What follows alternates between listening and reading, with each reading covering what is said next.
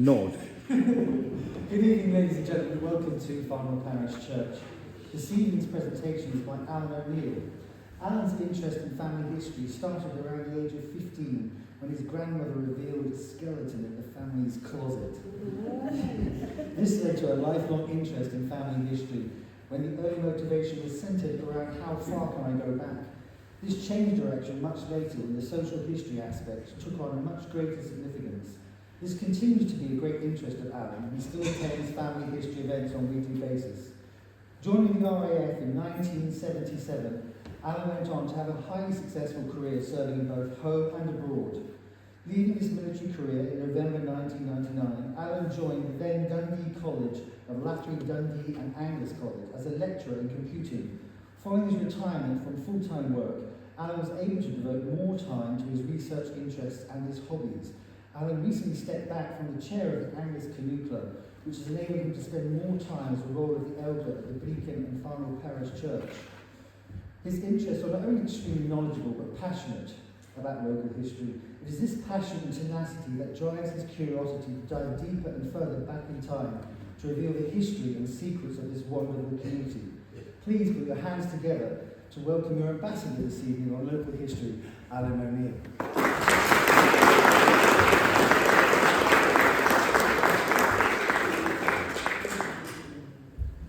Thank you for that. Was he talking about me? Yes. Thank you everybody for turning out on a day like today. I haven't been outside for the last hour or so maybe it has stopped raining for a few minutes. So that would be great. I don't know whether I'm delighted to see so many friends and people that I've seen around here or not, because it puts a little bit of pressure on you. And you kind of think, okay, what's going to go wrong? What's going to go right? So, but I'm really delighted. The Farnell and its church wasn't really an interest of mine, a research interest of mine. I came to that later, just off the back of what was my first direction, which was the Guthries of Pitforthy. The Guthrie family of Pitforthy. Archie, they're all over the cathedral. Okay. Now, before I crack on with the body of the talk today, I think I should just mention we had a bit of a leak in the kitchen with the bad weather, and we came in this evening to find that the fire alarm and the smoke alarm goes off now and again. So if that goes off, there's no immediate panic to rush out the door. It's just that there's water sitting in the fire alarm. Okay, so here we go. First go.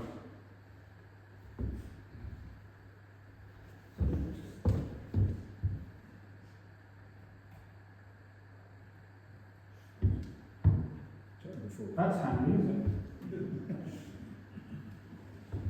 it? Talk quietly once you start.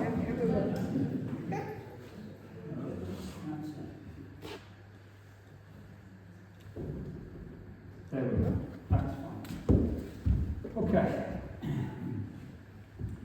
So while I was busy looking for the Guthries, I found a lot of stuff about Farnell.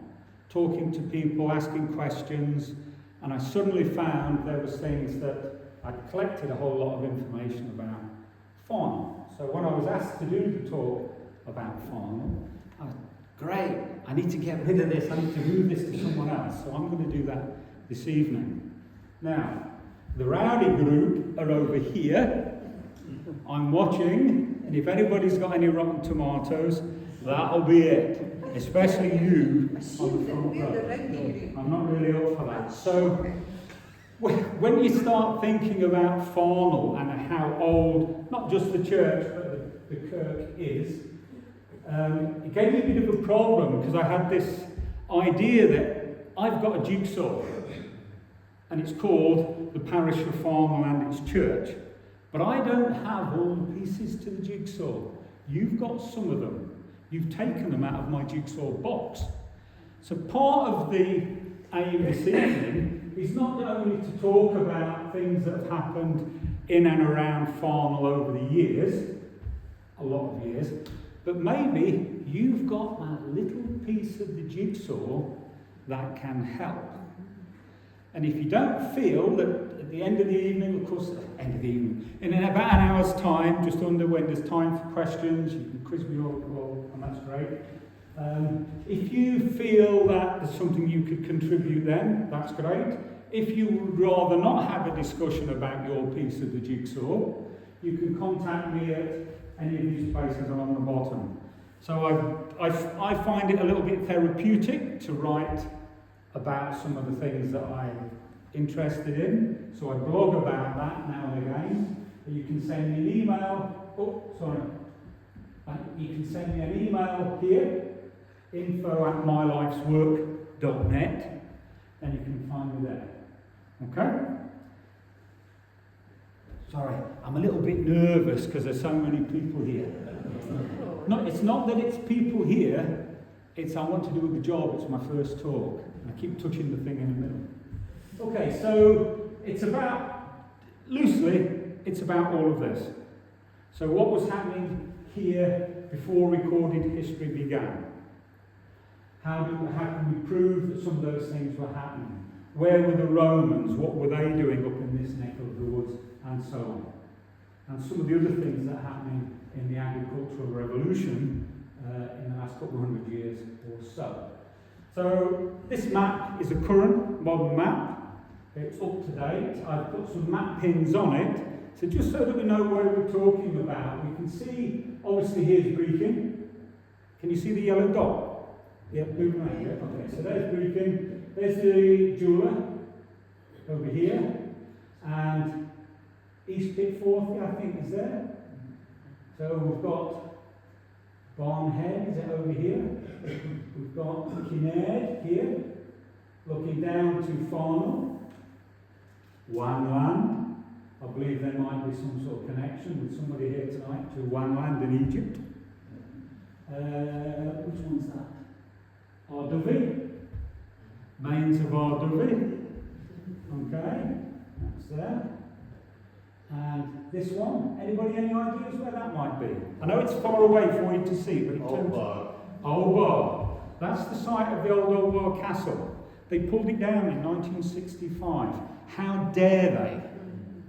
How dare they? Anyway, that's happened. Abellino. And this was very interesting. I didn't know about that place, that one on the bottom left, until about 2 weeks ago. When I just spotted it, the name just jumped out. Very fortuitous that was. That's Tilly Wanlands. So it struck me that there's a farm here called Wanland. There's a quarry at Tilly Wanlands, and there's a farm called Tilly Gloom. And I kind of felt, what's the Tilly to do with it? And is there a connection between Wanland and Wanlands? And it sets you off on a whole other avenue of research to try and find out what's that all about, when I should really be looking at the Guthries. Anyway, so that's where we are. And of course, some of you will have spotted Montreatment, or however we're spelling it today. So that's where we are.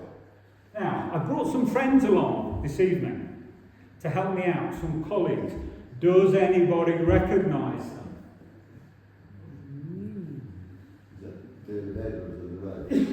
The gentleman on the right-hand side there, yes, that's David Edwards. Okay. The gentleman on the left is Andrew Jervis, or Jarvis. I think his father was Jarvis, but these days, and at his time, they were spelling it Jervis.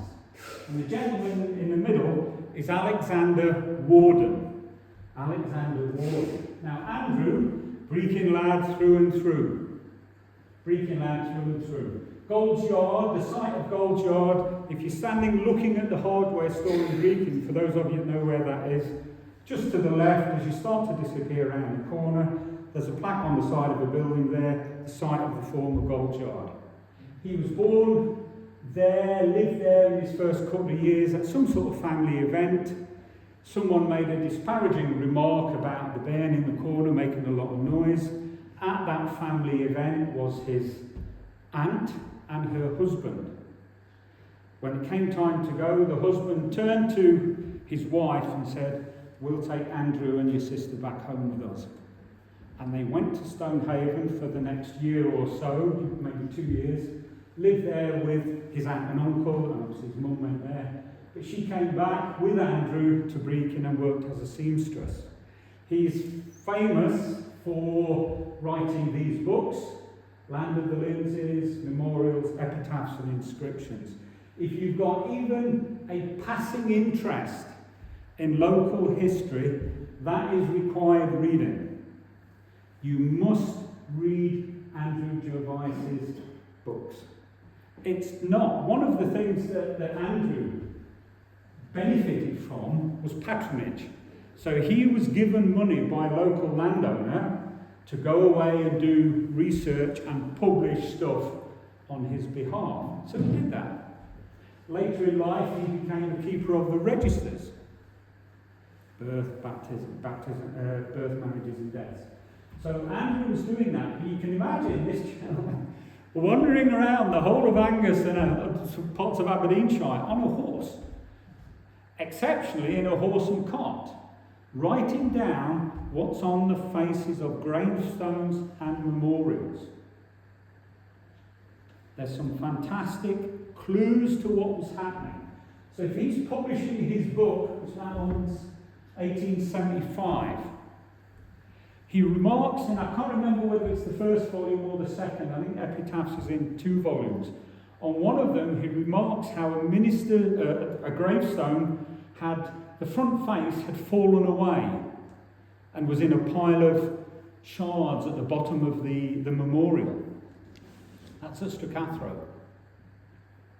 And he didn't know who the person was in it. And there were a few letters, and he records those letters in his book.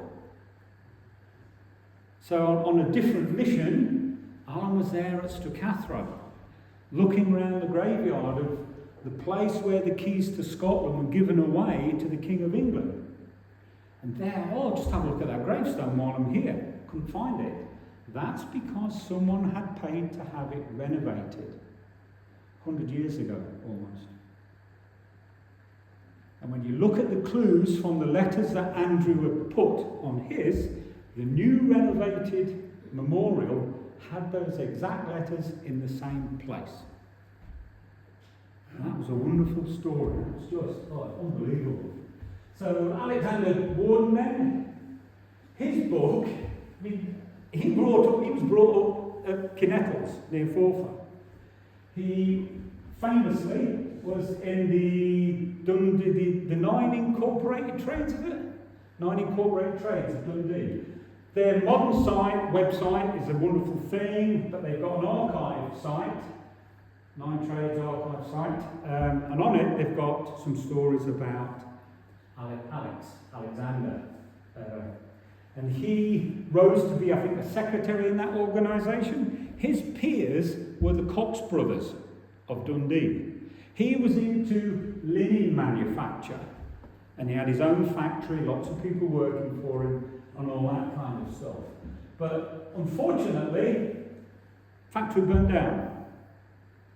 So some people went on to say, actually, it gave him more time to look at his real passion in life, which was history. But I'm not sure if he would have chosen that and had his factory burned down. So, I don't know. But he wrote about Angus and Forfarshire. He wrote about them in 5 volumes. Tremendous piece of work. And if those books that I'm referring to at the moment, they are available free of charge. You can go and get your own copy, electronic copy, if you want. And you can go and read up on Farnell Parish or Brecon or wherever it is that you're interested in and what they were finding out at the time. Oh, sorry. There it is. So that's his book looked a little bit like that. So David Edwards. So David Edwards, another famous son of Brecon, first editor of the Brecon Advertiser, amongst other things. He did a tremendous amount for Scottish poets. He published some Scottish poetry himself, but in one of his obituaries Somebody wrote at length about the contribution he had made to Scottish poetry, in as much for the support of other poets rather than perhaps the poetry he'd written himself. But he did do that. He wrote one of the first tourist guides to Brechin and the area. It's that one, Around the Ancient City, in 6 circular tours. So he wrote that. You could go on a tourist guide around Brechin and further afield, because he put on his tours, he put extensions. So you could do the let's call it the Farnell tour, and take in Arbroath as well, and things like that. So he was doing that kind of thing. If I could get hold of a paper copy of this one, that would be a wonderful thing. Pocket Guide to Brechin. I would like to do that. I've got an electronic one, it's not the same. There's one for sale in an antiquarian bookshop in Edinburgh, £48. So I'm going to have to wait until it's my birthday before I can get that. Well, I won't make for you. So it looks a bit like that. But these people, they wrote extensively about the parish of Angus or Forfarshire. Of course, these days everybody's tied up and we're all hooked up to the internet. These are just a selection of ones that I found particularly useful. So, Ancestor Able, Scotland, and so on. The one on the top right, some families, I guess titled families, these days not just titled families, I suppose, because I'm doing the same and I'm not titled, but they create their family history and then they publish that, self-publish that, or just write it up and chuck it onto the internet. But in history, many titled families have books as thick as this about their family history. You can go online and you can get your own copy of someone else's book for free. They're all there at no cost. Most of them there at no cost. So I've used that one, the Hunter family, because they're a local family. Hunter of Burnside. I was looking for Burnside because there's a Burnside at Menmuir, and that's the one I wanted because that's where the Guthries are. And I thought I was hot on the trail. Until I suddenly realised, but Restener's nowhere near this. What's this about? And then just in conversation, in the room at the back there, one lady said to me, one person said to me, I'll put you in touch with this other lady, I'm sorry, I've forgotten her name. And she said, oh, that's just round the corner, I was brought up there. Just like that. Hunter of Burnside, and just over there. But the family history. The last 4 or 5 or 6 generations of the Edwards family, from David Edwards right now to whoever is his descendant. His grandson, David Edwards. Indeed, yeah. He wrote something about that in Brechin Community, or one of the Brechin Community Facebook sites. And he put down the list of names. So little clues like that, it's just another piece of the jigsaw. And it just helps you move on. Strangely enough, the one, I can't remember his first name, but his middle name was Guthrie. And I think it was somebody, Guthrie Edwards, was a seaman, captain, quite boss of the boat. As a young man was sailing around near Shanghai, one of his, I think they put it down as a Chinese man, fell overboard in a storm, so he jumped in to go and rescue him and was drowned. So little colourful little stories like that, you don't get them. When you find something like that, you need to hold on to that. So when I was trying to put all this together, and I'm thinking to myself, okay, where would I start? I better remember about that, and I better remember about the Farnell fossil, or I'll have somebody chasing me. I better remember about this. And I thought, don't stress, just start at the beginning. Start at the beginning. And if you can't start at the beginning, why not start on the 5th day? Because on the 5th day, the whales came. The whales and the fish and all this kind of thing. And it must be true. It must be true. But can you imagine being in a place like this After all this weather we've been having, maybe we should be concentrating on building our own ark. But we're currently, you're sitting, I'm standing, at about 80 metres above sea level. So if we take it that Montrose is at sea level, Yes. we're at 80 metres. We'll be okay. Yes. Okay. So where I live, I think I'm closer to about 100 metres, is it? Somewhere there. So there's all these differences in height. And Aberleno, oh, that's all right, about 170 metres above sea level, this kind of thing. Why is that important? Could we ever be in a place like this where we're looking out the windows? I'm sorry, there used to be 2 windows here.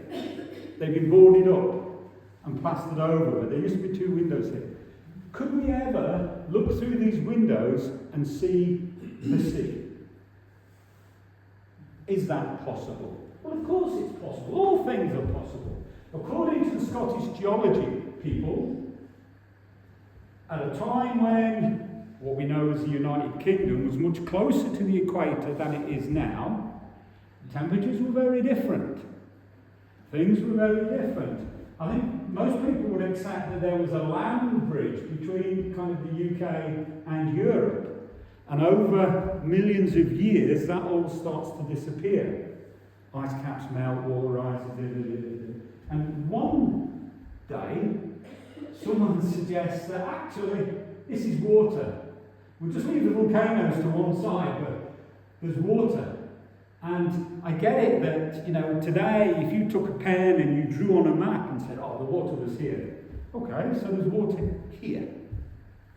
Just outside there, because we're in the dry bit, the water's out there. What evidence is there to suggest that that is even remotely true? Well, these 2 gentlemen, Mr. Diley and Metcalfe, published their findings, a paper and a book, suggesting that fish fossils had been found all around this here. That the first complete specimen of that character at the top was found at Farnell in 1856. A fish found near Farnell in 1856. So you can see just there, look, Turing Hill. We know where Turing Hill is on the way, let's say from here, so between Letham and Aberleno, sort of direction. So Tillywanlands Quarry, fossil fish. Balruddery Den. Who knows where Balruddery Den is? Somebody please tell me where Balruddery Den is. Sidlaws, isn't it? Okay, thank you. I'll remember that. Balruddery Hill, yes. Sidlaws. Thank you, thank you.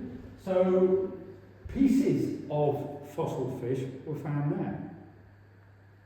It's unbelievable. Aberleno, Tillywanlands Quarry, and the first complete specimen found here. It doesn't go on to say exactly where here. So whether it was at the bottom of the hill here or over in the field over there, I don't know. I thought you were going to say you do know. Wow. Wow. Unbelievable. So those fish, the guy at the top grew to about 3 inches. Apparently they moved in, this chap Powery described them as swarms. They moved around in swarms. That makes it seem pretty scary to me. I don't quite like that idea that there's a swarm of these fish around. There's a shoal. Shoal might be better. Okay, but he did say swarms. In addition to that, Neolithic axe heads have been found here in this parish, in a farm not that far away. And if I need to provide the evidence for the fossil fish, here's his paper. Those 2 chaps, that's their paper.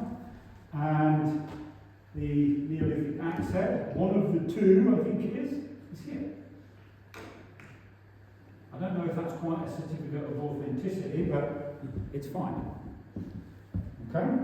So those things are happening. Now, if we move on a few years and we get this kind of chart, it's meant to suggest that very early on, when we had druids kicking around, that these people were doing whatever it is they were doing, followed by the Picts and followed by the Chaldees. Now, the Druids. Some of us came to listen to a talk, I think was it last November, by Mr. Norman Atkinson. I'd previously heard Norman speak at Guthrie Church earlier in the year, it was June last year. And he was talking about etymology, the study of words and how words are formed. And there's another word, which I'm sorry I can't pronounce, but it's to do with place names and how they're formed. And it was very interesting because the pit part here of Pigeon Greek means place. But it's bigger than place. It could be farm or site or cemetery or estate. But pit means something like that. So what does the second part mean? So when he went on to use this example, Pigeon Greek, meaning the place, burial site of the Druids, how could that be? What about Pit Newydd? So Pit Newydd, Pit Capel, Pit Forthy. What does the Forthy bit mean? How does that work? So when I asked him, he didn't know. Couldn't give me an answer for that. But there we are. So for me, it's quite exciting. Will I go away and read up about early Devonian fish fossils moving forward? No.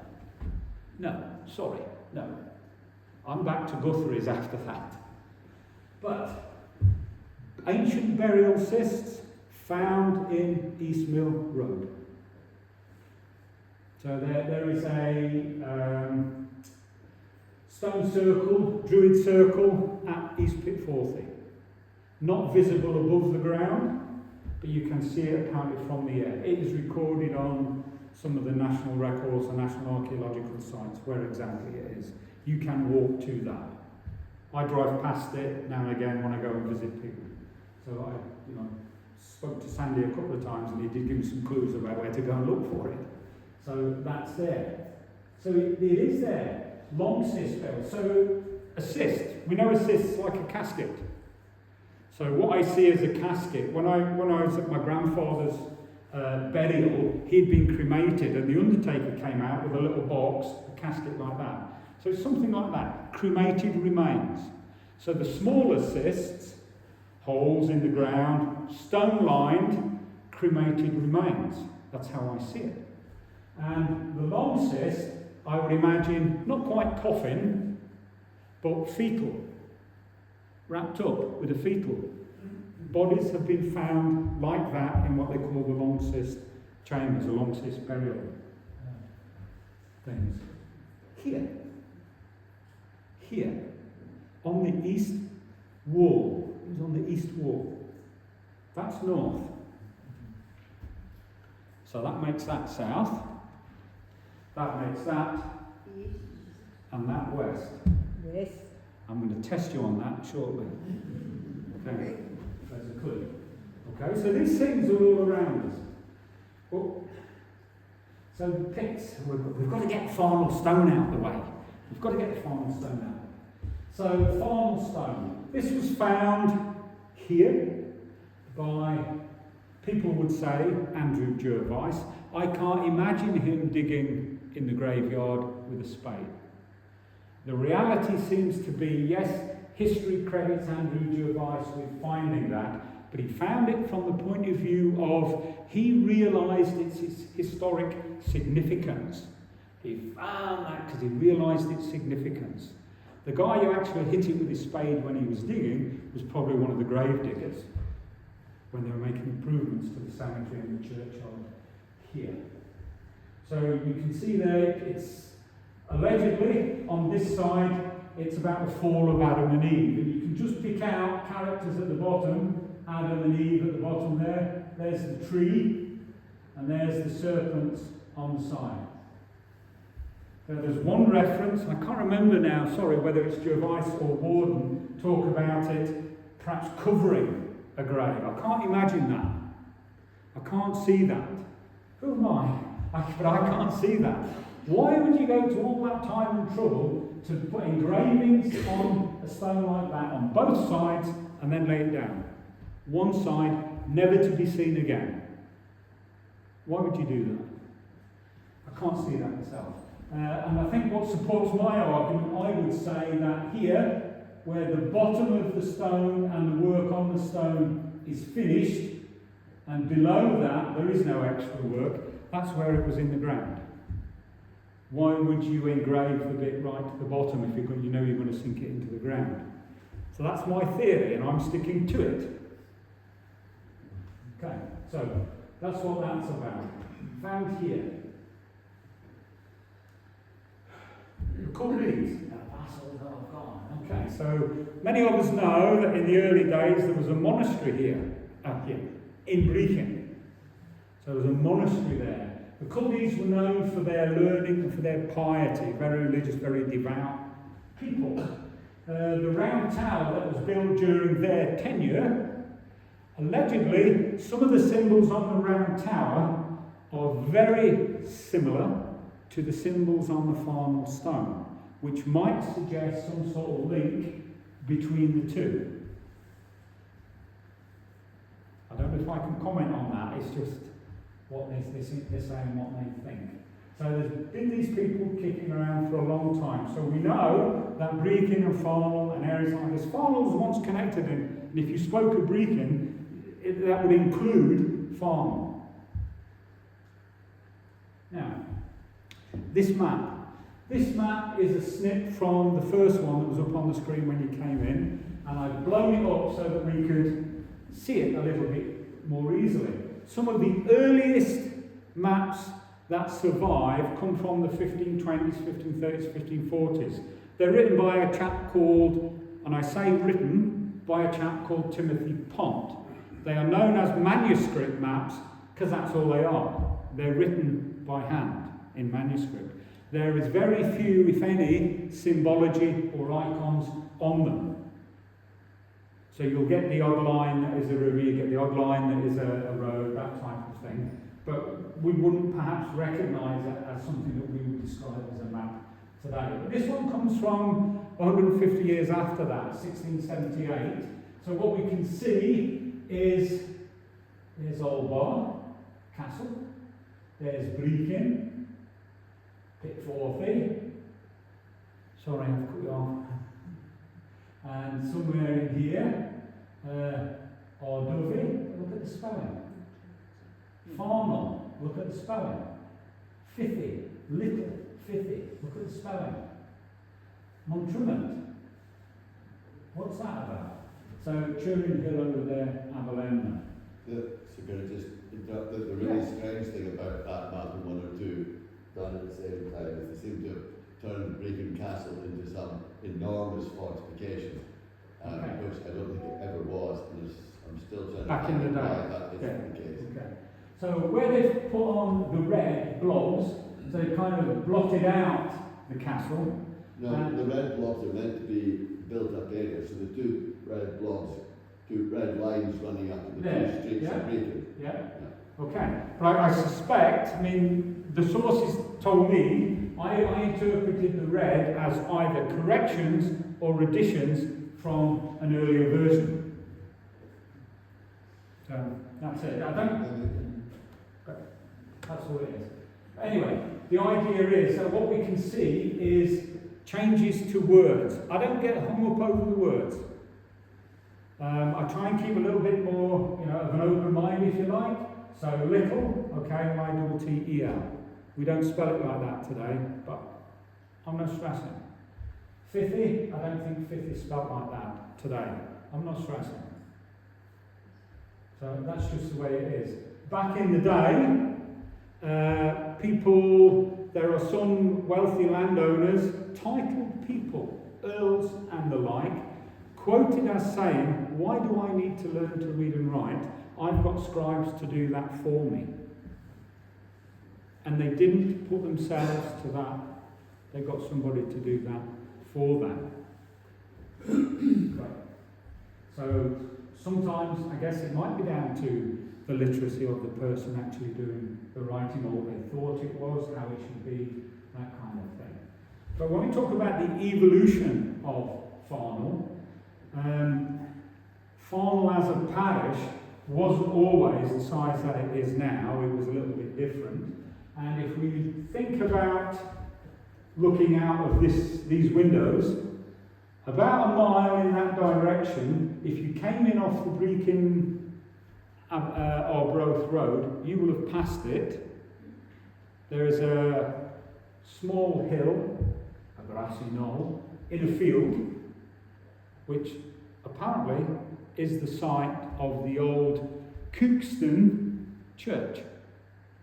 There was a parish of Cookston before it disappeared. That church, it's not, the source does say later known as Kinnaird. I think that's misleading. And there are a couple of things about the Places of Worship website and their entries for Farnell that who am I? But I would disagree with. I think the wording's not as clear as it could be. So, Cookston, and I'm pronouncing it like that because sometimes I get confused between Cookston, which is on the far side of Brecon. There's a Cookston on the western side. So, Cookston, been spelled very differently over time. But Cookston, the church, fell into ruin, and the story goes that staff and workers on the big estate went to the boss and said, look, it's too far to walk. We can't get to our church anymore. What are you going to do about it? So he builds his own chapel inside the estate. And years later, he dies, Sir David Carnegie, dies before it's finished and charges his son, his successor, to carry on and finish that work, the work of the Kincardine Kirk. So he does that. There is a graveyard, cemetery, small cemetery. There were some small memorials there. I've never been in the wall to look. There.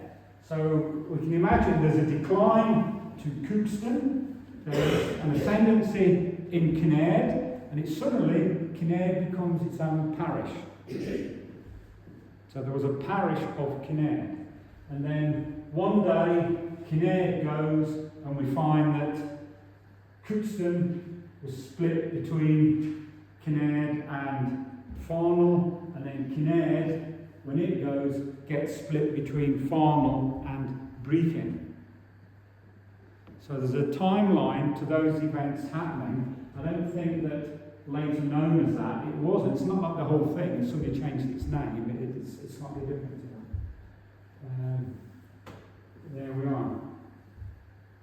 If you go to the Places of Worship in Scotland website, they're a Scottish charity, got a tremendous amount of work. One of their stated aims is to document all the places past and present of worship in Scotland. And if you put Farnell into the title box, you end up with three choices, one of which is here, one of which is Cookston, and one it refers to as the Old Farnell Church, Old Parish Church, wording like that. And then I think it takes you to the wrong one. But who am I?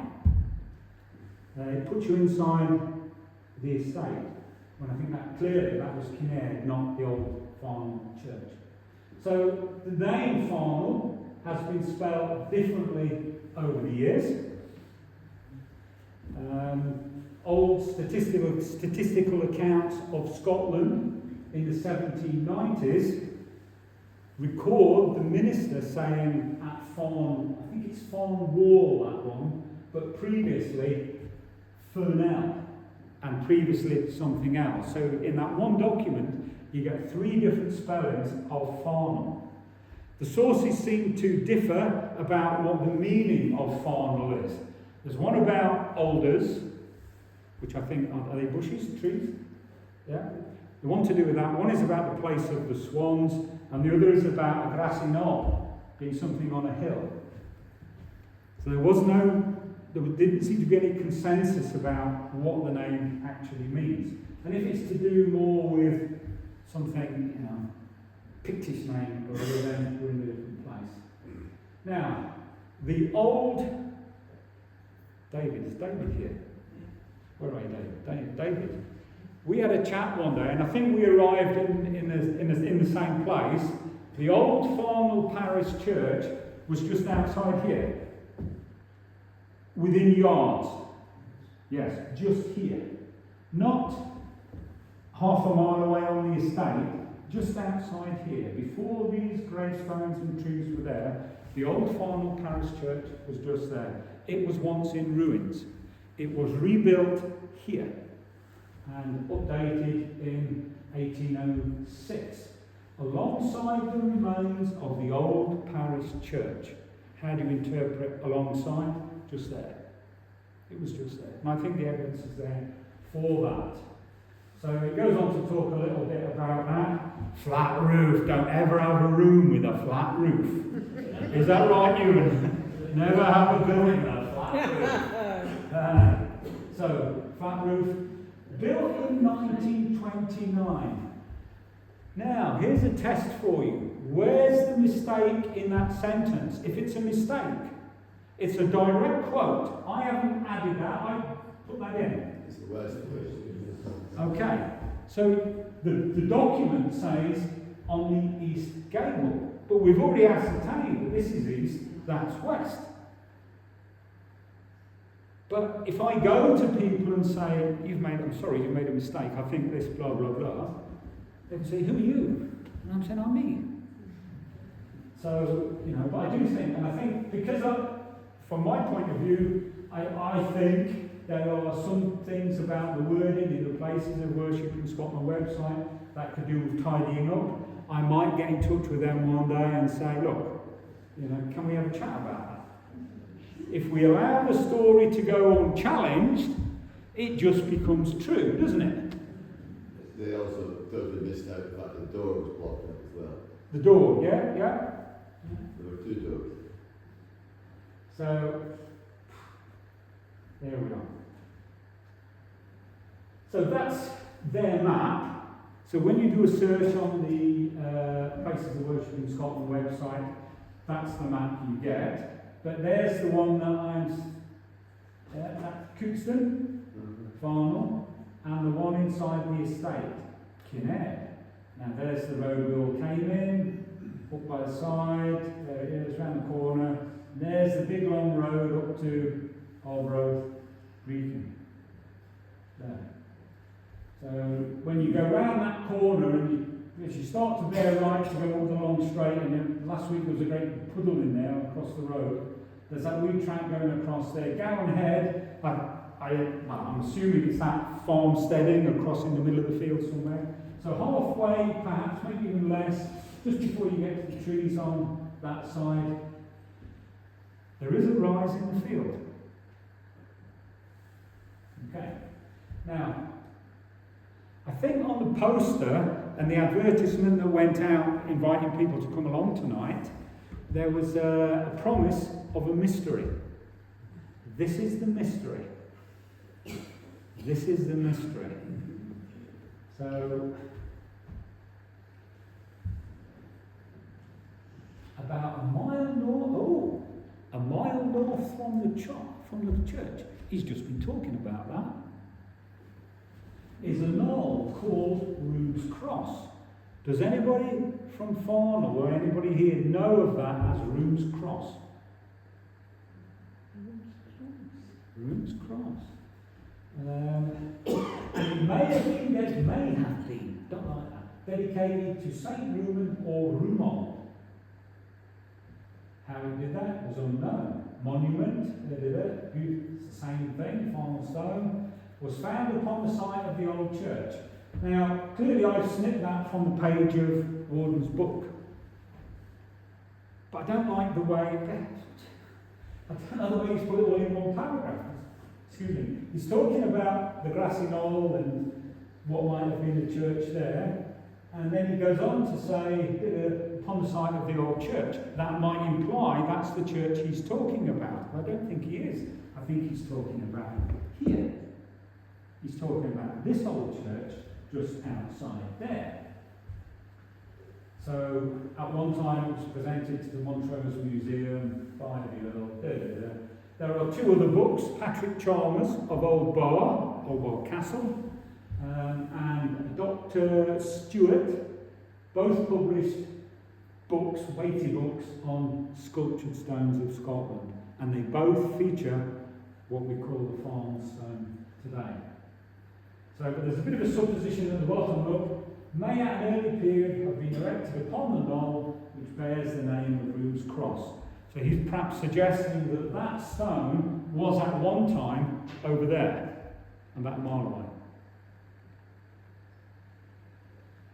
So I don't know how we could ever prove that. I thought there must be one person who knows where Room's Cross is. No. Oh. So, we can't go on without thinking a little bit about Farnell Castle. Farnell Castle. It's been there a long time. It hasn't always been a castle. I think we call it a castle, but it's probably more a fortified house than a castle. There's no moat or drawbridge or that sort of thing. The King of England stayed there once, allegedly. Not the only one. I think one of the Charleses stayed there too. A lot of people know that Farnell Castle was a palace for the Bishop of Brechin. So back in the day when he needed time away from what was happening during the week, he might come and spend his holidays or his high days or his weekends at Farnell. But it has been in a poor state of repair on and off over the years. Countess of Crawford, I thought they had fallen out of favour, but it seemingly she wasn't from the Edsall branch of that family. But I didn't go chasing that down too far. But it was purchased by the Southwests, Lady Carnegie at the time. So in 1871, I think it was he refers to the grandmother of the current Earl. So we could look back at their family history, get the name of the lady who did it. But she apparently made up some sort of almshouse. So I see that as an infirmary, somewhere for today what we might say homeless people could go, people who had been on the estate. One of the other references does say it was for people from the estate. But this one does talk about people in the wider parish. Although I suppose it might be in the parish of Kinnaird. So there'll be some tracking down of timelines to do to try and justify or prove which way that might have been. So it's been doing a lot over the years. Now, Fiona and I have lived locally for over 30 years. Our children were born here. They went to school here. I don't see this as me standing here telling you your history, because I'm not. I'm in a place now where I see this as a shared history. It's my history too.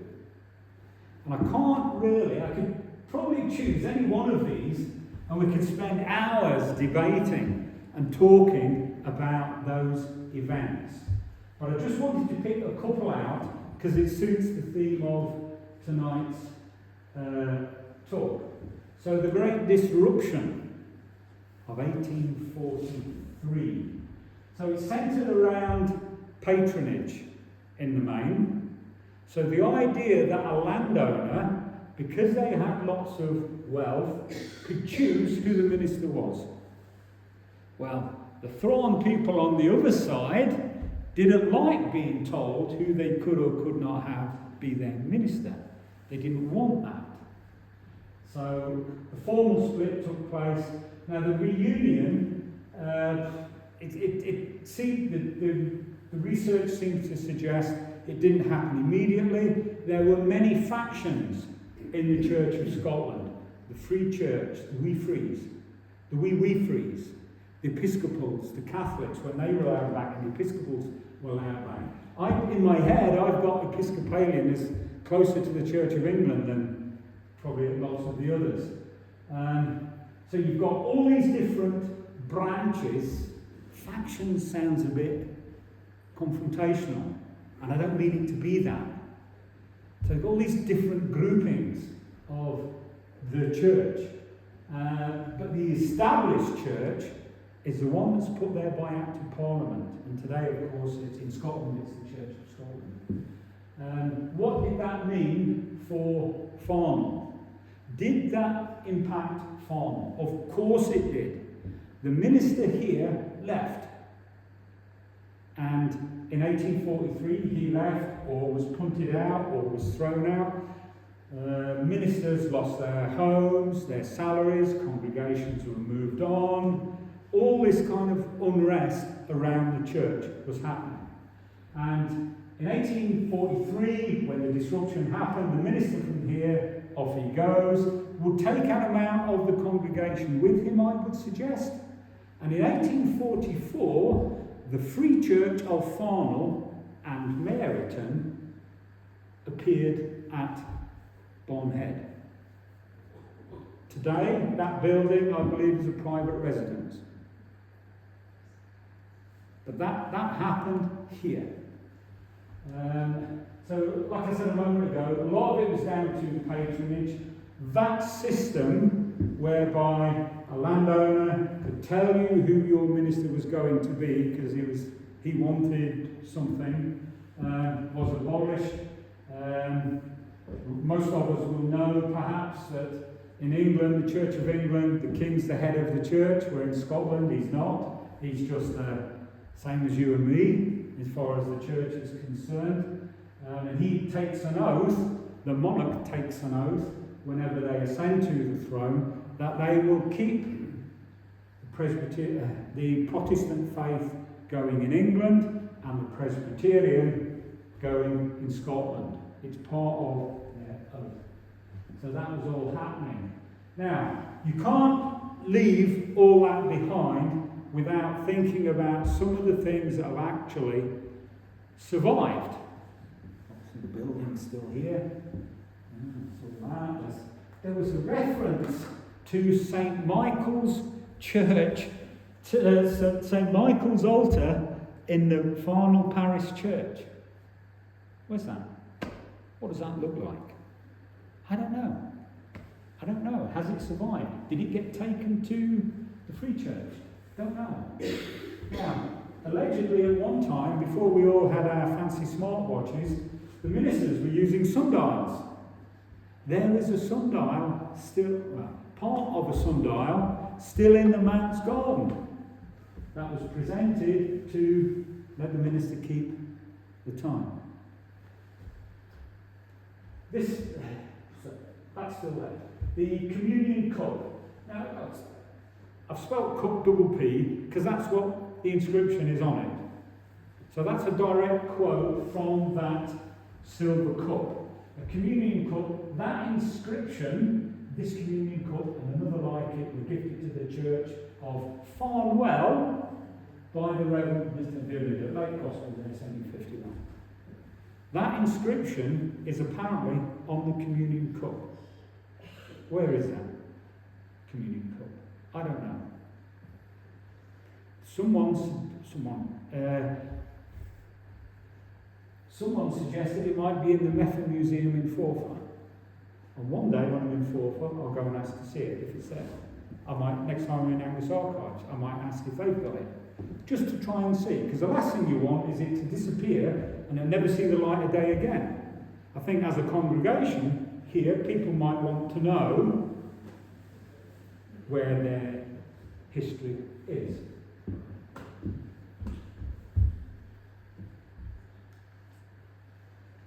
Now, the minister here between 1912 and 1950 was the Reverend Ivo Norton Clark.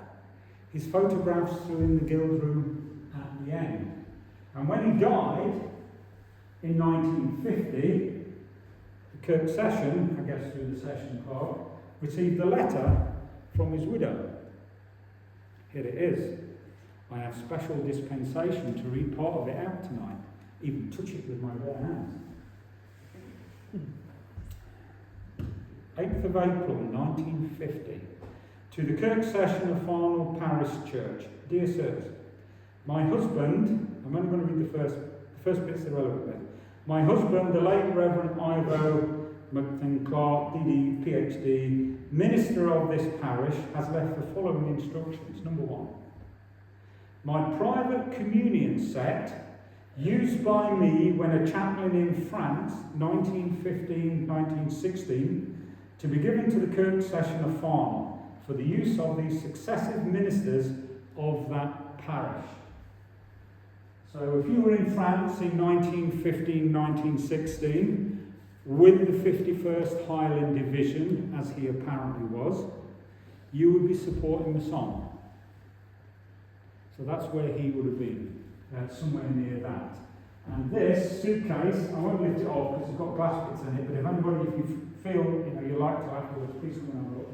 His Bible, I suspect, and the other accoutrements that are to do with communion, his travelling communion set, is still here.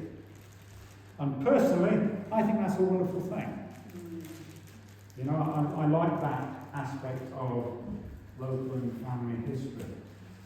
Yeah. I could have passed out this morning when I was speaking to the session club. It's unbelievable. Unbelievable. I didn't know really until quite recently what a mort bell is or was. A mort bell is apparently the bell that someone uses to ring when they walk ahead of a coffin, as the coffin's, let's say, going to be buried, to tell the parishioners, look, one of your number has gone. Ding, ding, ding. And the Reverend Dougal Campbell, who his qualifications were Master of Arts, but back in the day it was called Magister. Magister Dougal Campbell left the malt bell to the church for that purpose. Here it is. 1612. This bell is over 400 years old.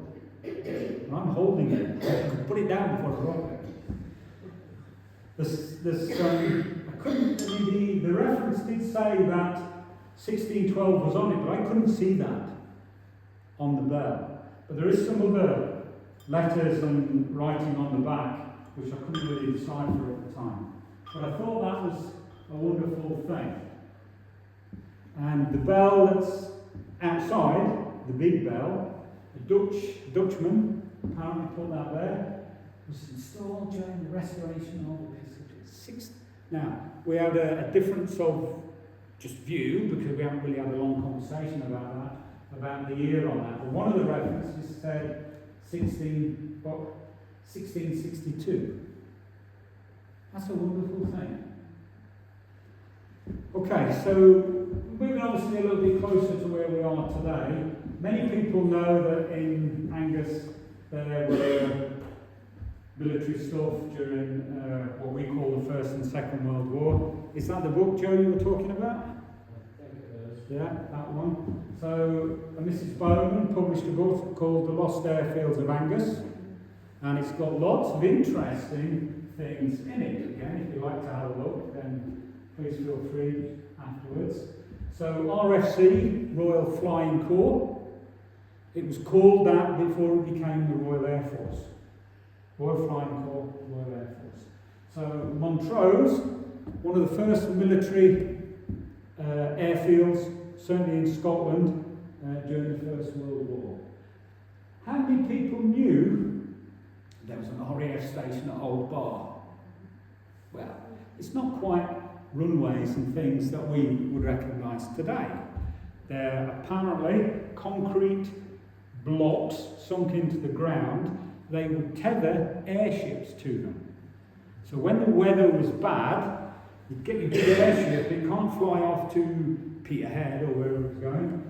It would be sheltered and tied down at Old Bar. There were also places in Montrimont Forest where you got a bit more shelter from the trees.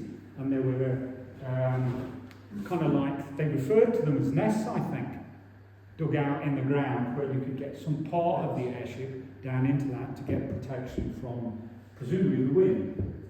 So, now, someone must recognise the aeroplane on the left, Hurricane.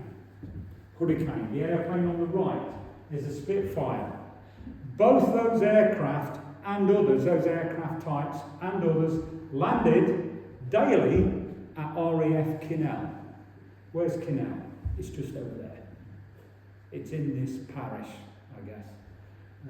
So RAF Kinnell, there was airfields, flat landing, flat fields, where these planes took off. It was a satellite of Teeling, RAF Teeling, down in Dundee. Also at Kinnell was a prisoner of war camp. Did you know that?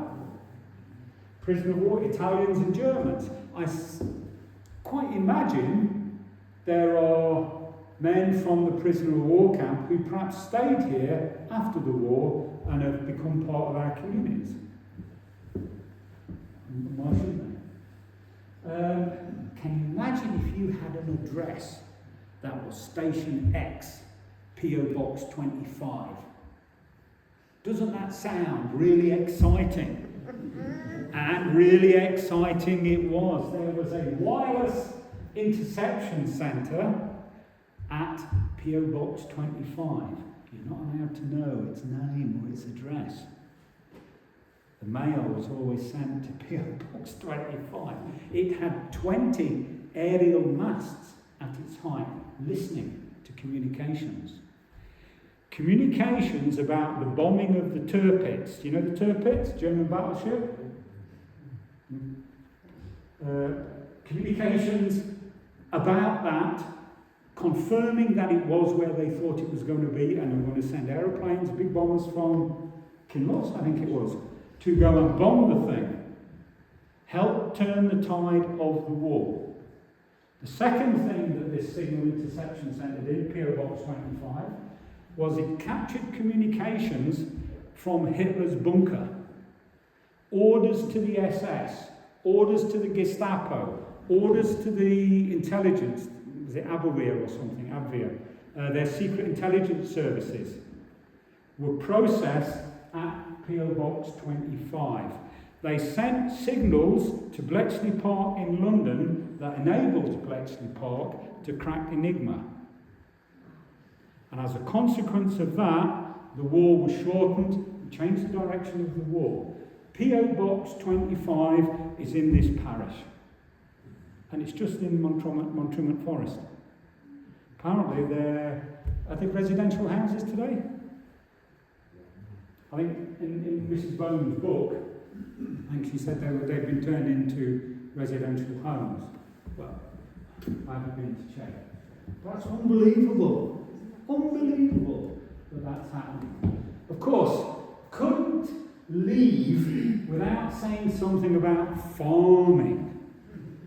The agricultural revolution, you know, when we stopped having strips of land here, bits over there, and we put them all together in things we called fields, and we started putting fences up and all of that. Now, I'm on a bit thin ice here, but I think the Doddies are Aberdeen Angus cows. Would that be true? And then they're called something else in Aberdeenshire, and it begins with an H, like hummies or something like that. There's a different name for them, they call it something different. But they were known because they polled, they didn't have horns. And today, if I'm even close, they become the Aberdeen Angus that we know of today. Local farmers were instrumental in improving the quality of that breed, and of the 2 or 3 farms that were mentioned, at that time, the Earl of Southwest was one of them, had taken such an interest in improving the quality of that. If you look at the Kinnaird Castle Facebook post sometime this week, they had pictures of the 2 bulls. Okay. The Okay. bulls Yeah. that still hanging in the castle. Thank you. Crop innovations. We know there are farms in Angus and Farnell today who are doing nationally significant, perhaps even internationally significant work with their crops. We know that's happening today. We know there are cows not 3 or 4 miles from here being milked by robots if the machinery's been commissioned yet. That's happening, not that far away, so we know all of that. Now, technically, it is outside Angus, I get that, but the Mearns, just the other side of North Water Bridge, there was a farmer there, and I have a copy of his original patent for it. I think there's 2 here. One was for a stone separator, and one was for an apparatus for planting potatoes or picking potatoes or something like that. Some of those machines are in an agricultural museum over on the west coast of Scotland, the western side of Scotland. And the farmer's name was Garvey. And I think you can see, well, those of you that are close enough, you can see on the side of that, I think that's a potato picking machine, an early version of a potato picking machine. And it's got Garvey there. Mr. Garvey, he did that, and he invented that. And he went on, he adapted one of them to be stone separated. So I thought that was interesting. And there I am. I've made it to the end.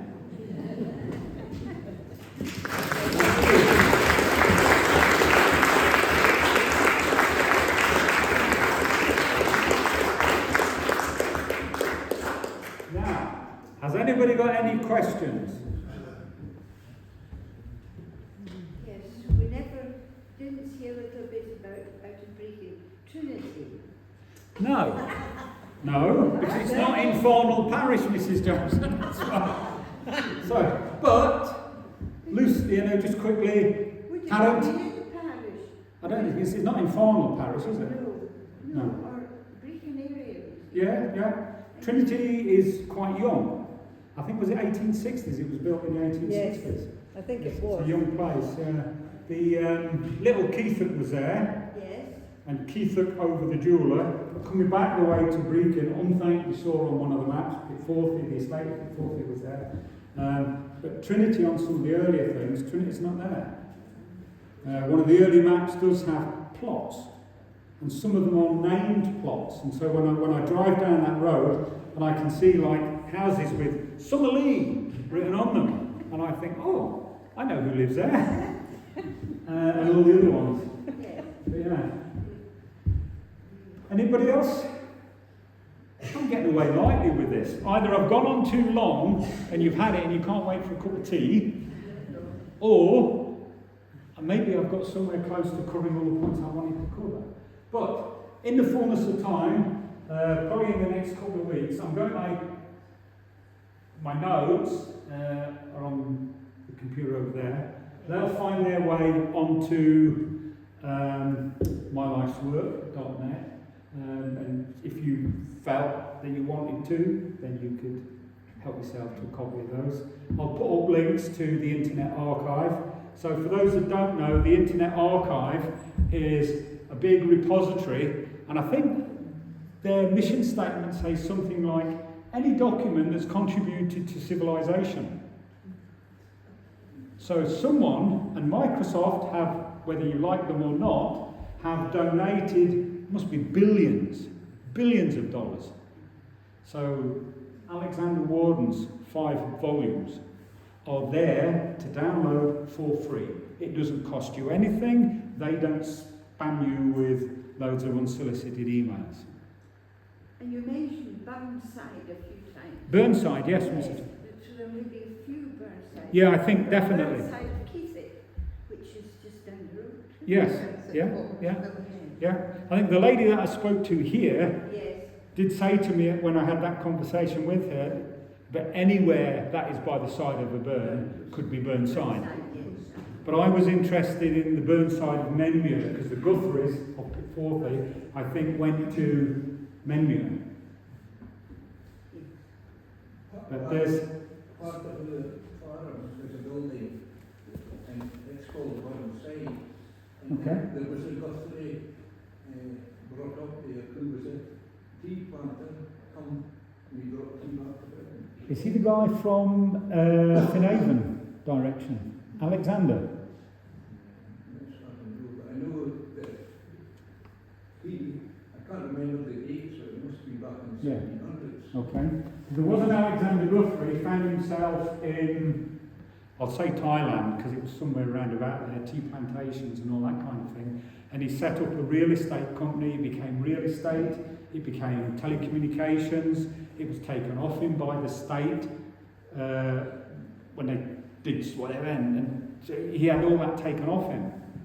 But he did very well out there with a lot of that. But yeah, there's some fantastic stuff going on if you're interested in that kind of thing. As a young girl in Deacon, I remember a reporter by the name of Miss Edwards. Yes, yeah. So that would be Yeah. a descendant. Yeah. I remember her very well Yeah. coming round to the art So, guilds and things I like think that. she was the granddaughter of David Edwards. From memory, Elizabeth, I think she was a granddaughter. She might be more daughter. Sorry? She might be more daughter. Dave Edwards, I know, is 80s with me, so it's Yeah, in the yeah. 70s with the guys. His, I think the editor of the Advertiser was a David Edwards. I think he had a son take it, and then that son's daughter Oh, it's took a it. character, yes. So it's coming down from David Herschel Edwards. Took that. Sorry, Archie, I don't mean to single you out, but there is a history of the Scottish Episcopal Church, or the Episcopal Church in Scotland, in the Internet Archive, free to download. Yeah. So there we are. Very Thank you.